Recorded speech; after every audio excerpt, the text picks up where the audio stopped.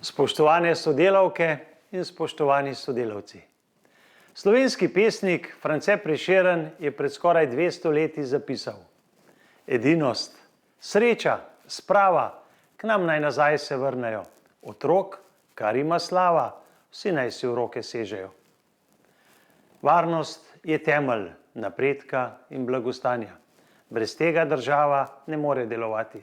Poleg tega je naša skupna dobrina, ki ni ne leva, ne desna, zato naj bo močna, slovenska, enotna.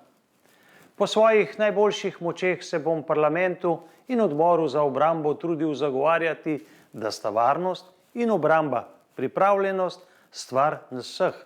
To ni vprašanje ne pozicije, ne opozicije. December in januar sta pomembna meseca. V prvem pogledamo nazaj, kaj smo naredili, v drugem načrtujemo za naprej. Z opravljenim preteklosti smo lahko zadovoljni. Kar zadeva za načrte naprej, pa optimistični.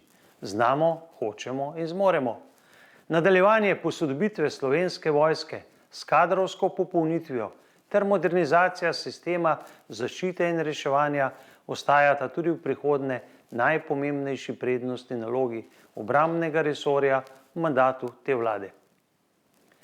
Hvaležen sem vsem vam, sodelavke in sodelavci na ministrstvu, v Slovenski vojski ter sistemu zaščite in reševanja, da ste me kot ministra dobro sprejeli. Potrudil se bom, da vam z dobrim, vztrajnim delom to povrnem.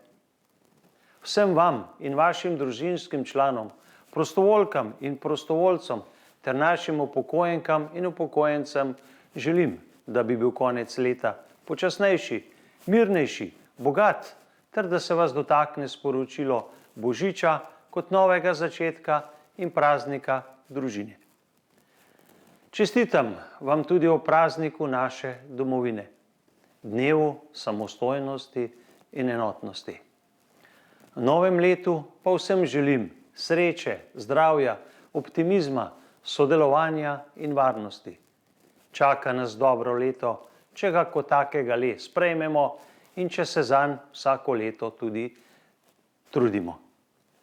Svoje voščilo še posebej namenjam pripadnicam in pripadnikom Slovenske vojske, ki v mednarodnih operacijah in na misijah daleč od doma, daleč od svojih bližnjih, na kriznih žariščih po svetu prispevate svoj dragocen delež k miru in varnosti v svetu. Hvala, srečno Slovenija.